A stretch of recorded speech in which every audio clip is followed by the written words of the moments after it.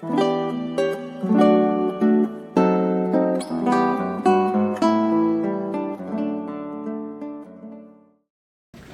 días, mis hermanos, Dios les bendiga a todos en esta hermosa mañana de domingo. Vamos a continuar con nuestro estudio que estamos teniendo del Evangelio según San Juan. Y vamos a empezar con una lectura. Les voy a pedir que, si tienen sus Biblias, me acompañen al libro de San Juan. En esta ocasión, en este día, vamos a estar hablando del versículo 10 al versículo 13. Lo voy a leer en el nombre del Padre, y del Hijo y del Espíritu Santo. Él estaba en el mundo, y el mundo fue hecho por él, y el mundo no le conoció. A los suyos vino, y los suyos no le recibieron. Pero a todos los que le recibieron, les dio el derecho de llegar a ser hijos de Dios, es decir, a los que creen en su nombre, que no nacieron de sangre, ni de voluntad de la carne, ni de la voluntad del hombre, sino de Dios. Vamos a orar, mis hermanos. Amado Dios, te damos gracias en esta hermosa mañana por todo lo bueno que eres para con cada uno de nosotros, Señor. Gracias por el privilegio que nos diste de poder conocerte, Señor, de haber creído en ti, Señor, y ahora tenemos esa esperanza de vida eterna. Y nuestra esperanza es que pronto estaremos contigo y te podremos ver cara a cara y podremos disfrutar de tus ricas bendiciones. Señor, pongo este servicio en tus manos, pongo mi vida en tus manos, te pido que seas tú hablándonos a cada uno de nosotros por medio de tu palabra y que sea tu Espíritu el que nos convenza de toda verdad, Señor. Si hay alguien entre los que estamos aquí que no te ha conocido, Señor, que tu palabra pueda penetrar lo más profundo de su corazón y que pueda removerle y pueda recibir la vida que solamente tú puedes dar, la vida espiritual, Señor. También, Padre eterno, te pido por nuestro país, Padre, que están pasando tantas cosas malas, Señor, lo pongo en tus manos, te pido que seas tú obrando en nuestros gobernantes, en todas las cosas que están pasando, Señor, ponemos en tus manos a nuestro país y que sobre todo se predique tu palabra en todos los lugares, Señor. Te damos la gloria y la honra en el nombre de Jesucristo. Amén. Amén. Introducción. El apartheid en Sudáfrica fue uno de los sistemas de segregación racial más notorios del siglo XX. La palabra apartheid viene del African y significa separación. Fue una política oficial que organizó la sociedad según la raza, privilegiando a la minoría blanca y restringiendo severamente los derechos de la mayoría negra. Aunque la discriminación racial ya existía, el apartheid se institucionalizó en 1948, cuando el Partido Nacional llegó al poder y estableció leyes para mantener el orden, el control económico, político y social. El apartheid funcionaba así: cada persona era restringida en una categoría: blanca, negra e india asiática. Esta clasificación determinaba dónde vivir, trabajar, estudiar e incluso con quién casarse. Se crearon zonas residenciales obligadas. Millones de personas negras fueron desplazadas a áreas pobres. También había escuelas separadas, hospitales separados, transportes separados, playas y parques exclusivos. La igualdad simplemente no existía. Las personas negras debían portar un documento llamado PAS para entrar en zonas de blancos. Sin él, podían ser arrestados. Esto limitaba la libertad básica de movimiento. La mayoría negra no podía votar ni participar en el gobierno, a pesar de ser la mayor parte de la población. Muchas personas se opusieron al sistema. Uno de los líderes más conocidos fue Nelson Mandela, quien luchó contra el apartheid y pasó 27 años en prisión por ello. En 1990, Nelson Mandela fue liberado. En 1994 se realizaron las primeras elecciones democráticas multirraciales. Nelson Mandela se convirtió en el primer presidente negro del país. Este momento simbolizó un paso hacia la reconciliación nacional. La injusticia puede ser legalizada, pero no deja de ser injusticia. Resulta muy difícil encontrar un evento histórico que sea paralelo con el texto que acabamos de leer de San Juan capítulo 1, de los versículos 10 al 13. Pero este acontecimiento del apartheid en la historia refleja cómo un país, Sudáfrica, donde la raza negra son los nativos originarios, fueron expulsados por una minoría ocupante de raza blanca. Los expulsaron literalmente de su hogar. El creador rechazado por su creación. Dice los versículos 10 y 11: Él estaba en el mundo, y el mundo fue hecho por Él, y el mundo no le conoció. A los suyos vino, y los suyos no le recibieron. Juan afirma que Jesús ya estaba en el mundo, y que el mundo fue creado por medio de Él. San Juan dice, Él estaba en el mundo, y el mundo fue hecho por medio de Él. Los versículos 2 y 3, que son un paralelo muy cercano de ese mismo capítulo, dicen, Él estaba en el principio con Dios. Todas las cosas fueron hechas por medio de Él, y sin Él nada de lo que ha sido hecho fue hecho. Lo que está diciendo Juan es que nuestro Señor Jesucristo, el Verbo y la luz, ha existido desde siempre, porque Él es eterno, Él es Dios. Es algo que debemos de tener bien claro. Nuestro Señor Jesucristo es eterno y ha existido desde siempre. Y como lo dice Juan, Él estaba en el principio antes de que todo fuera creado. Él estaba ahí y Él es el autor de la creación y de la vida.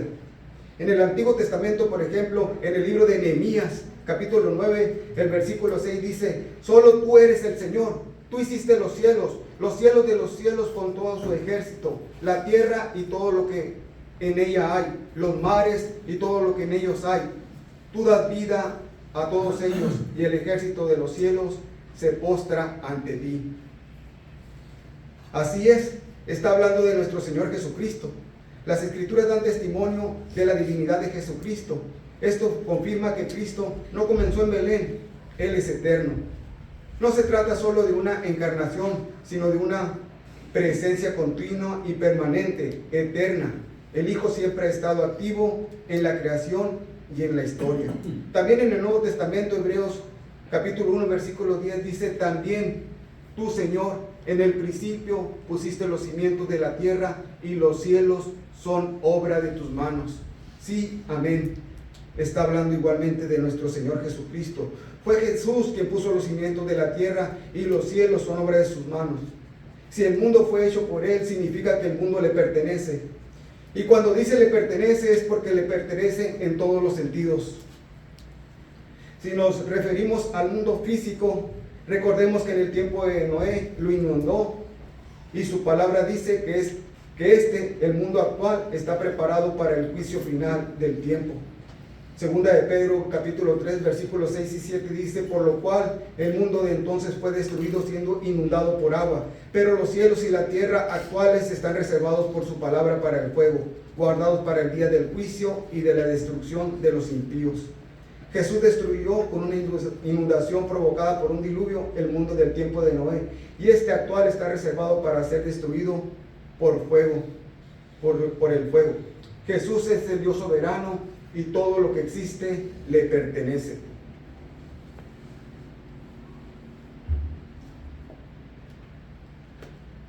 Dice en el versículo 10, y el mundo fue hecho por medio de Él.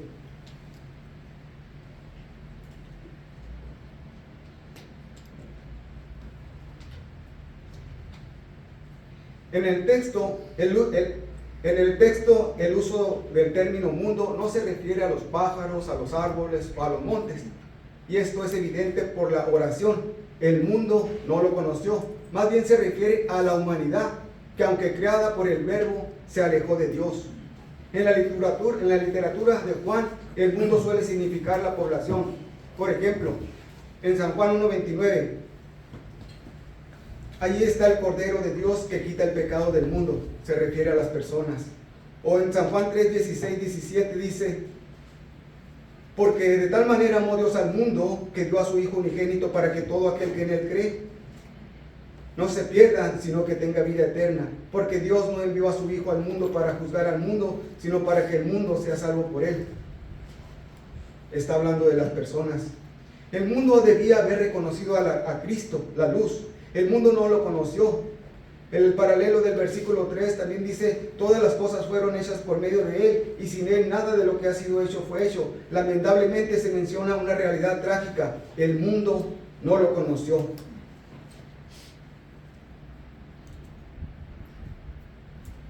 Porque también en Colosenses capítulo 1, versículo 16 dice, porque en Él fueron creadas todas las cosas, tanto en los cielos como en la tierra, visibles e invisibles, ya sean tronos o dominios, poderes o autoridades.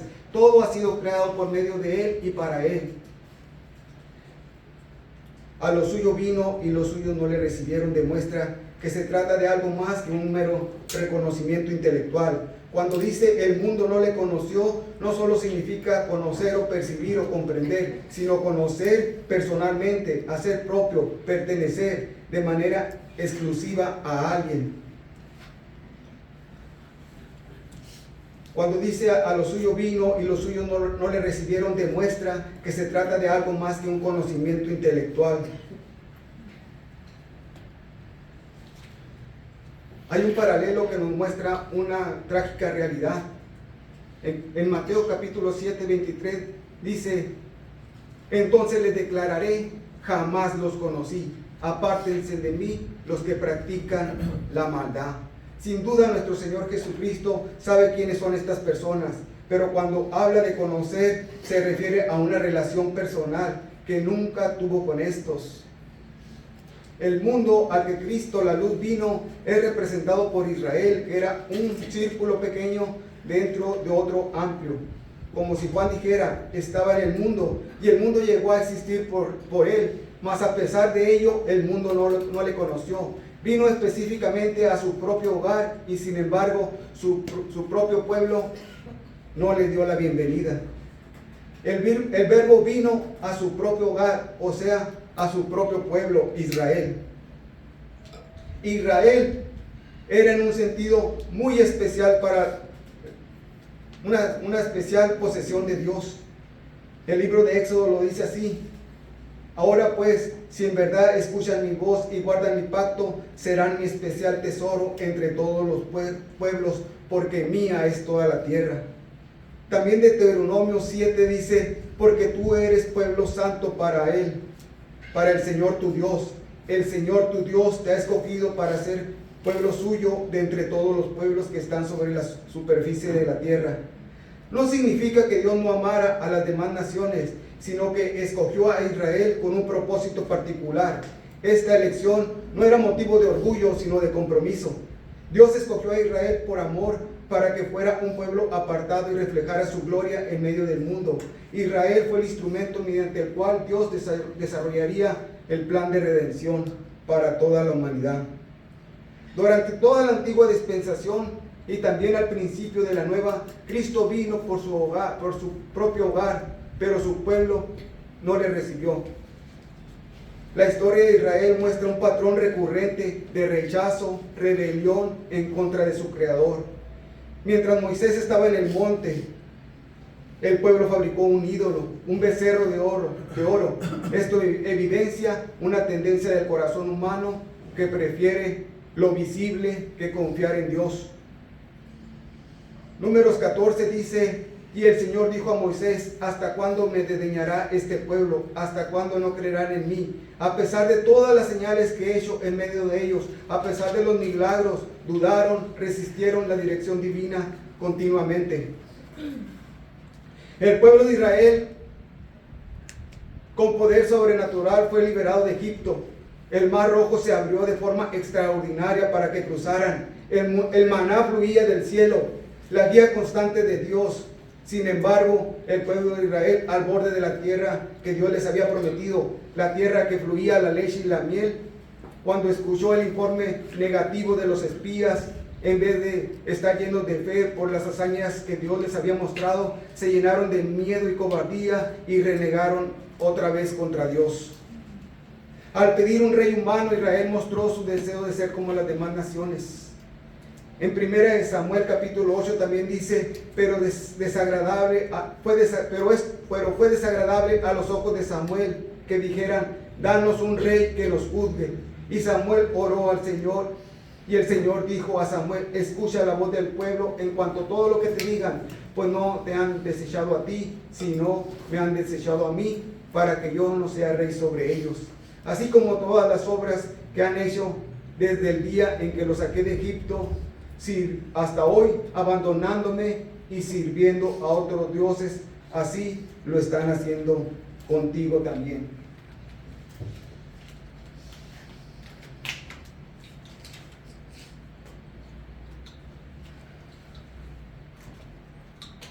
También San Juan capítulo 19 dice: Pilato escribió un letrero y lo puso sobre la cruz: y estaba escrito: Jesús el Nazareno, Rey de los judíos. Entonces muchos de los judíos leyeron esta inscripción, porque el lugar donde Jesús fue crucificado estaba cerca de la ciudad, y estaba escrita en hebreo, en latín y en griego. Por eso los principales sacerdotes de los judíos decían a Pilato: no escribas el Rey de los judíos, sino él dijo: yo soy el Rey de los judíos. Pilato respondió: lo que he escrito, he escrito. Desde la salida de Egipto, el pueblo había mostrado una inclinación a apartarse. Cuando el pueblo deja de confiar en Dios como su Rey, busca seguridad en lo visible. Pero el creyente está llamado a caminar por fe y no solo por lo que pueda ver. También Isaías muestra un paralelo de esta tragedia. Dice en el capítulo 1, versículos 2 y 3: oigan cielos y escucha tierra, porque el Señor habla. Hijos crié y los hice crecer, pero ellos se han rebelado contra mí. El buey conoce su dueño y el asno el pesebre de su amo, pero Israel no conoce, mi pueblo no tiene entendimiento. De nuevo nuestro Señor convoca a los cielos y a la tierra como testigos, como si fuera un tribunal. Es la imagen de un padre que presenta su caso ante el juicio. Antes de mencionar los cargos, Dios hace memoria del cuidado que Él tenía de su creación. Los convirtió en una nación, los protegió, les proveyó, les guió. Enseguida pasa a presentar los cargos. Dios se presenta como un padre. Hijos crié e hice crecer. Esto hace que la rebelión sea aún más dolorosa. No es la ruptura de un contrato frío, sino el rechazo al amor de un padre. La imagen es casi familiar: un padre que cuida, alimenta y protege, y el hijo decide alejarse. Rebelión implica levantarse contra una autoridad legítima.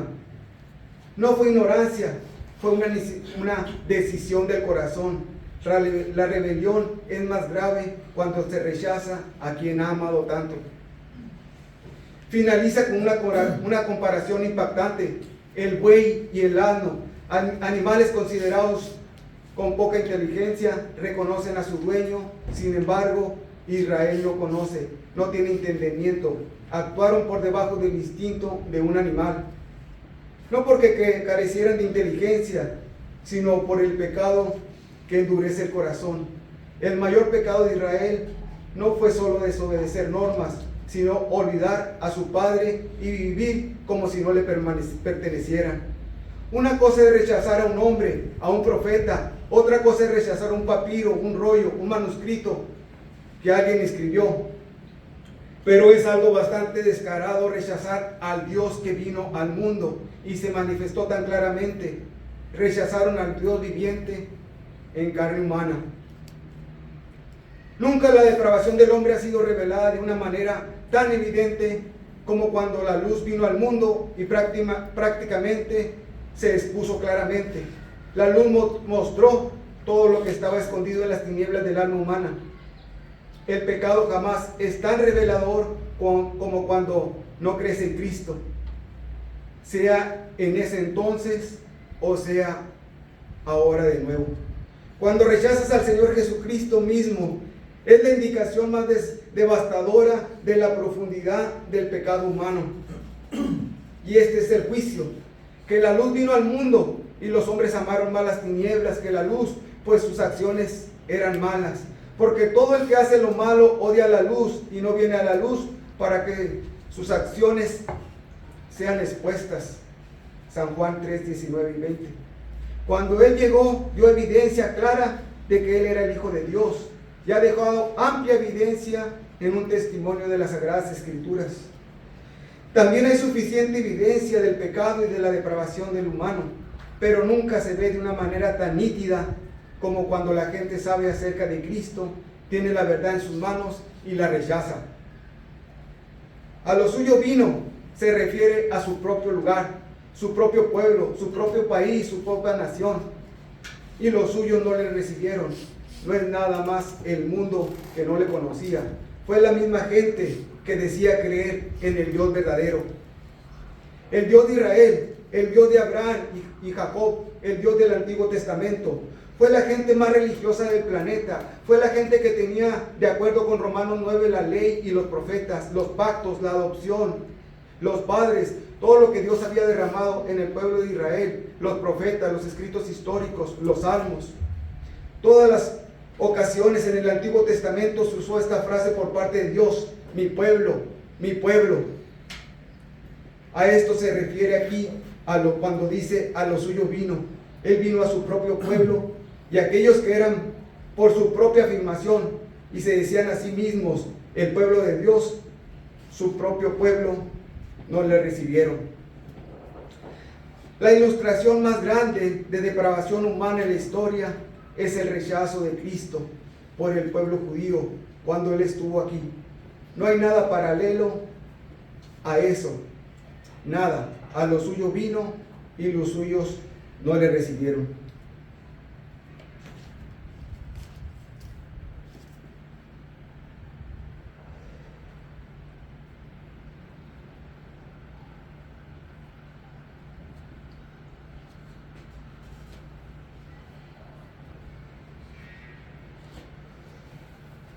La recepción de la luz y el nuevo nacimiento de Dios.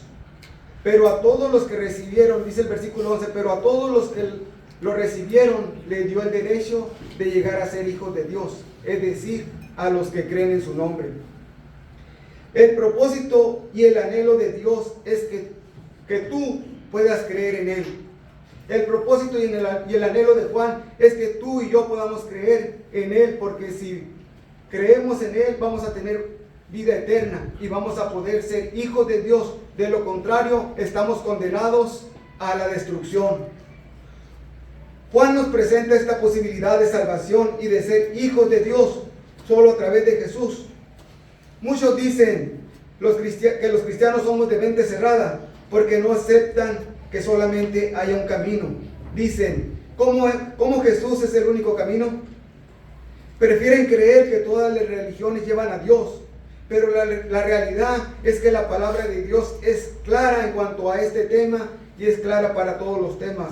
Las Santas Escrituras declaran que Jesucristo es el único camino para llegar al Padre y fuera de Él no hay otro.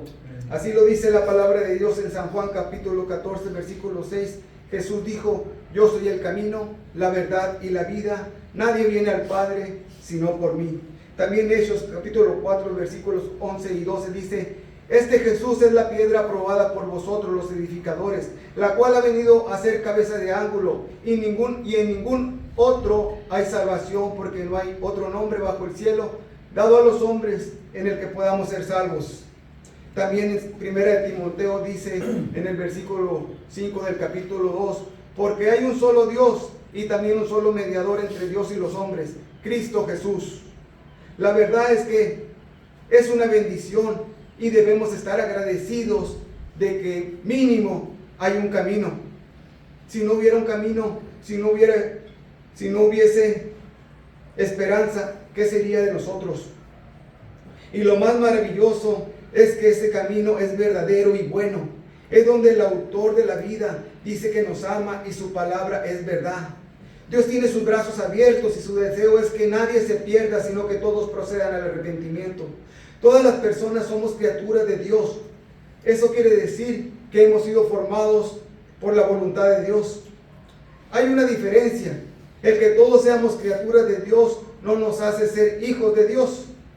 ¿Entendemos la diferencia? Una cosa es ser criatura de Dios y otra cosa es ser hijo de Dios. Un engaño muy común en las personas es creer que todos somos hijos de Dios. Pero esto no tiene fundamento bíblico.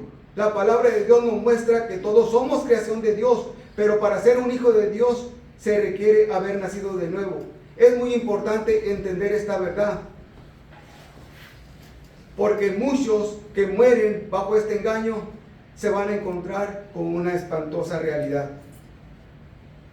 Pero a todos los que lo recibieron les dio el derecho de llegar a ser hijos de Dios, es decir, a los que creen en su nombre. Aunque el mundo y su representante, el pueblo judío, rechazaron al Salvador, algunas personas lo aceptaron. Esas personas recibieron el mayor favor espiritual. sin consideración de nacionalidad o ascendencia física, o sea cualquiera, sea judío o sea gentil.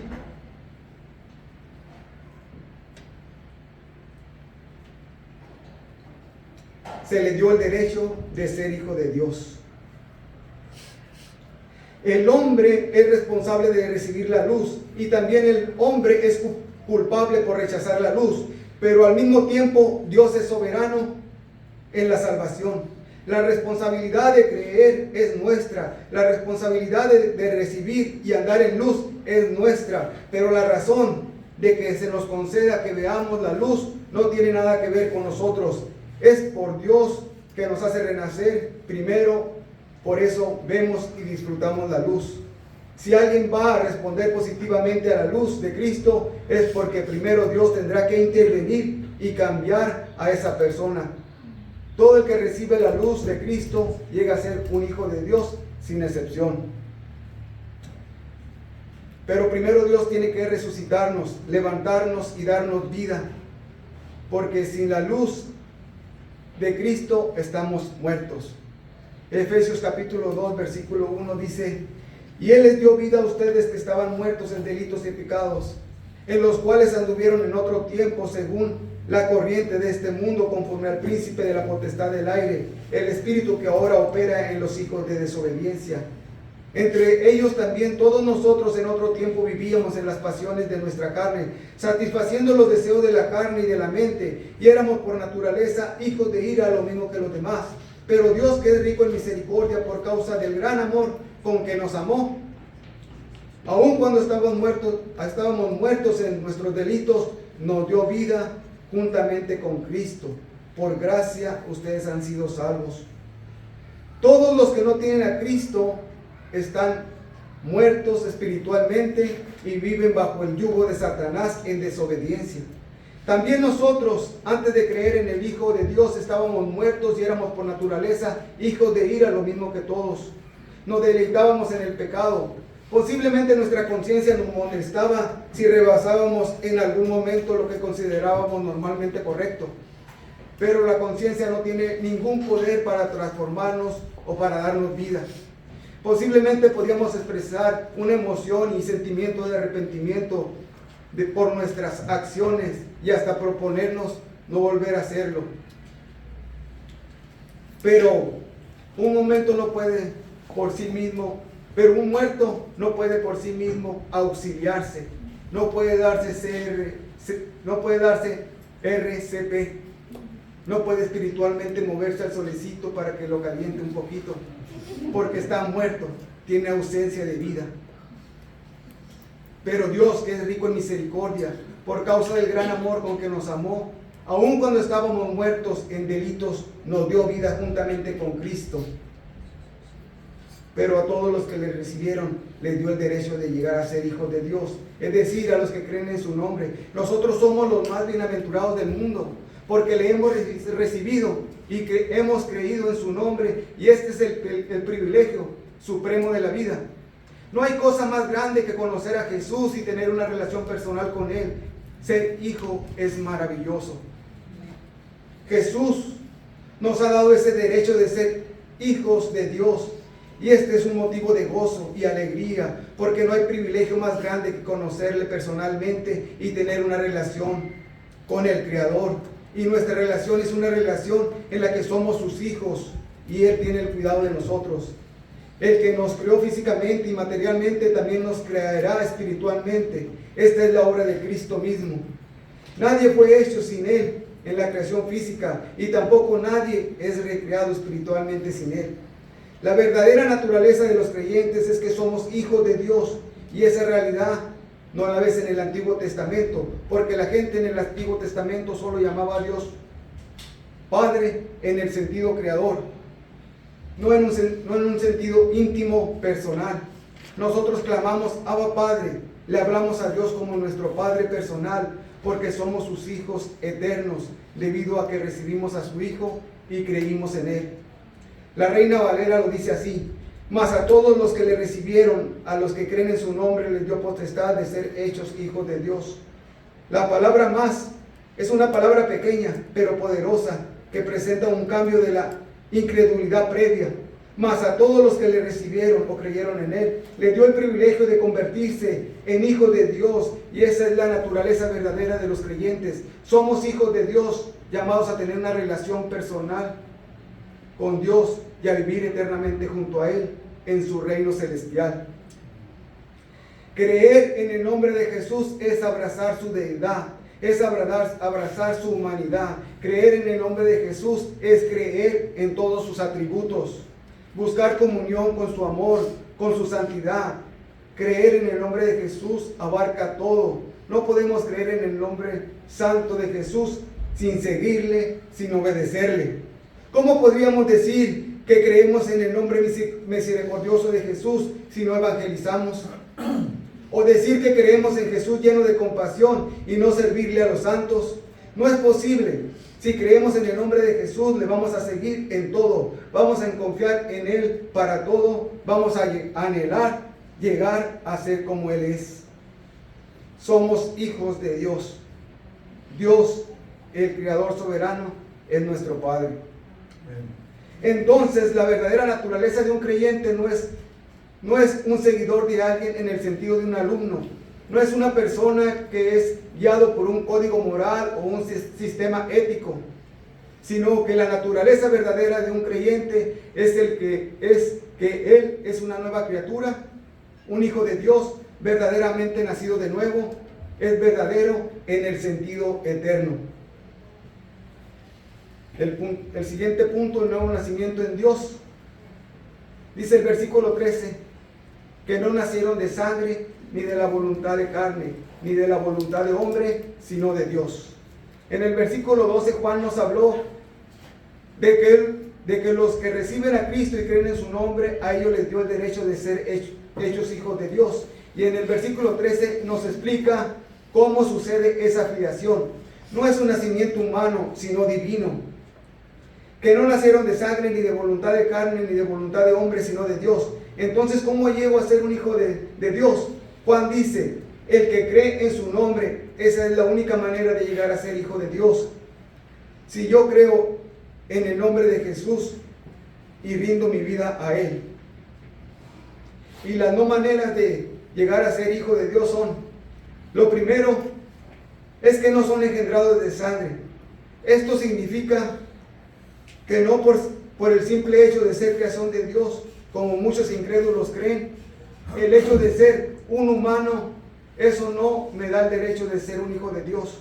Ser humano me hace criatura de Dios, no hijo de Dios. La segunda manera de no llegar a ser hijo de Dios, lo segundo, ni por voluntad de carne. Esto quiere decir que no es por el esfuerzo personal como se llega a ser hijo de Dios. No es si le echo más ganas, o si me porto mejor, o si hago algo bueno, que voy a poder llegar a ser un hijo de Dios. No es por lo que yo haga. En el pensamiento judío, la sangre representaba el linaje o la descendencia.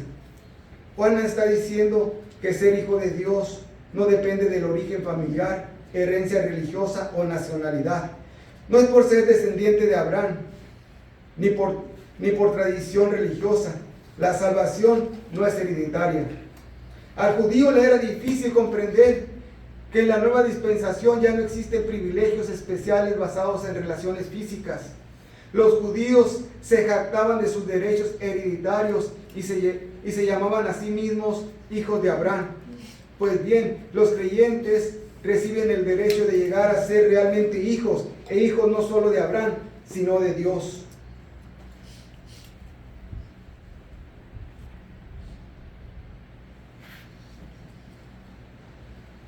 En San Juan 8 también, en el versículo 39 les dice, ellos le contestaron, Abraham es nuestro padre. Jesús les dijo, si son hijos de Abraham, hagan las obras de Abraham. Y luego más adelante en el versículo 44, 43, ¿por qué no pueden oír mi palabra? Ustedes son de vuestro padre el diablo y quieren hacer los deseos de su padre. Él fue asesino desde el principio y no se ha mantenido en verdad, porque no hay verdad en él. Cuando habla mentira de su propia naturaleza, porque es mentiroso y padre de mentira. Pero porque yo digo la verdad, no me creen. De alguna manera, aquí nuestro Señor Jesucristo les está hablando a los judíos de su naturaleza pecaminosa. A pesar de que ellos se llamaban así, pueblo de Dios e hijos de Abraham, nuestro Señor Jesucristo les dice que son hijos de Satanás. Y esto no es solamente para los judíos, esto también es para todos aquellos que no tienen a Cristo. Si los hombres son tan pecaminosos como son, si están en una condición miserable como lo están, si aman las tinieblas como lo hacen, si están espiritualmente y son ciegos espiritualmente, ¿cómo es posible que crean? ¿Cómo es posible que reciban a Cristo? ¿Cómo es posible que se vuelvan hijos de Dios? ¿Cómo es posible que vuelvan a nacer? ¿Cómo es posible que sean nacidos de nuevo? Jesús le dijo a Nicodemo: en verdad te digo que el que no nace de nuevo no puede ver el reino de Dios. En verdad te digo que el que no nace de agua y del Espíritu no puede entrar en el reino de Dios. Lo que es nacido de la carne, carne es, y lo que es nacido del Espíritu, Espíritu es. No te asombres que te haya dicho, tienes que nacer de nuevo. Aquí vemos la naturaleza misma de Dios. Para ser hijo, tienes que nacer de nuevo, y este es el nuevo nacimiento, los cuales no son engendrados de sangre. Eso significa legado o descendencia.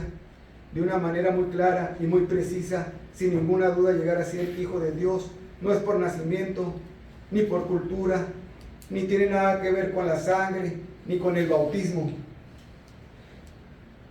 ni de voluntad de carne. Voluntad de carne se refiere al esfuerzo personal. Es como un animal nocturno, un murciélago. No puede simplemente decidir vivir en el día como un ave. Los murciélagos rechazan la luz y no pueden permanecer en la luz. Ellos se mueven en la oscuridad. Un murciélago no puede, por su propia voluntad, ser un ave de día. Ser un verdadero hijo de Dios no es una aceptación pasiva. La Escritura no dice que creer simplemente sea una idea teórica que tú puedes tener en tu mente. No es algo emocional que tú puedas sentir en tu corazón, así como puedes sentir emoción por una buena música o por una hermosa imagen. Tampoco es simplemente aceptación intelectual. No es solo decir que aceptas a Cristo como una realidad o como un hecho histórico, puesto que no se puede negar su existencia.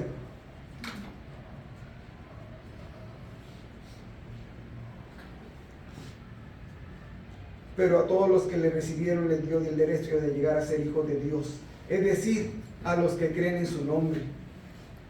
Al final, en San Juan, en 20:31 dice: pero estas cosas se han escrito para que ustedes crean que Jesús es el Cristo, el Hijo de Dios, y para que al creer tengan vida en su nombre. Con esto vamos a cerrar, mis hermanos. La conclusión. Muchísimas personas han malentendido la seriedad del problema. Malentendido porque no se trata de elegir un gobernador que nos va a gobernar por X cantidad de años y después elegir a otro como lo hacemos en nuestra sociedad republicana.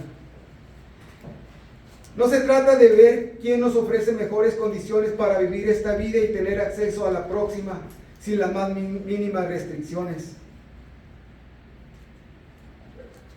No es así. Está en juego la eternidad. Tenemos una puerta abierta ahora mismo. Ahora, mientras estamos vivos, porque no sabemos cuándo vamos a partir y enfrentarnos a una verdadera realidad. Para muchos será lamentable si no reciben y creen en el Hijo de nuestro Señor, en el Hijo de nuestro Señor Jesucristo. No debemos jugar, no debes jugar con tu alma, no debes jugar con tu salvación. Estamos hablando de cosas muy serias, no simplemente de adquirir una posición de privilegio, sino de alcanzar la salvación eterna, de poder llegar a tener una relación con Dios. Ya hemos dicho que todos somos criaturas de Dios. Ya hemos dicho que Dios se hizo hombre para venir a buscarnos, que desgraciadamente muchos que debían haberle esperado no le recibieron, pero a los que han recibido, aquellos que creen en su nombre, el Señor Jesucristo les ha concedido ser hijos de Dios.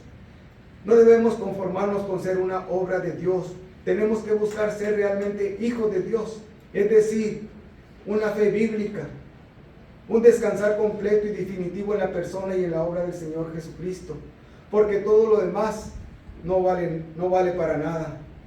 Cuando Él llegó, dio evidencia clara de que Él era el Hijo de Dios, y ha dejado amplia evidencia en el testimonio de las Sagradas Escrituras. También hay suficiente evidencia del pecado y la depravación del humano, pero nunca se ve de una manera tan nítida cuando la gente sabe acerca de Cristo, tiene la verdad en sus manos y lo rechaza. Muchas personas viven una vida sin temor de Dios, despreocupados, no se toman el tiempo para conocer la palabra de Dios, viven bajo el engaño pensando con una falsa seguridad de que al partir de esta vida les espera una vida eterna en el paraíso. Pero Cristo dice: muchos me dirán en aquel día, Señor, Señor, no profetizamos en tu nombre, y en tu nombre echamos fuera demonios, y en tu nombre hicimos muchos milagros. Entonces les declararé: jamás los conocí, apártense de mí los que practican la iniquidad. Debemos asegurarnos de que conocemos a Dios y de que Él nos conoce, y no solamente que nos conoce, sino también que nos ha concedido el privilegio de ser sus hijos, hijos de Dios. Amén. Vamos a orar, mis hermanos. Amado Dios, te damos gracias por tu palabra, por tu amor, por tu misericordia,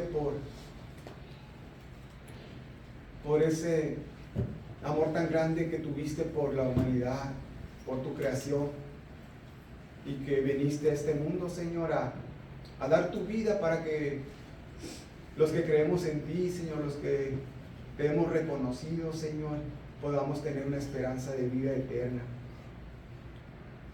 Sigue obrando, Señor, en nuestras vidas. Sigue moviéndote, Señor, en nuestros corazones, en nuestras mentes, Señor. Que tu palabra nos mueva, Señor, a ir y a evangelizar, Señor, a hablarles de esta gran verdad a tantas personas que no te han conocido, Señor. Porque ese amor que tú tuviste al venir y dar tu vida y padecer en este mundo, Señor, seguramente es lo que tú demandas de nosotros, que también tengamos esa disposición para actuar, para orar, para conocer tu palabra, para ir y predicarla, para evangelizar, Señor, para que más personas te conozcan, para que no se pierdan, Señor. Úsanos, Señor, como ese instrumento, como ese medio, Señor. Pon esa disposición en nosotros, ese apetito de querer conocer.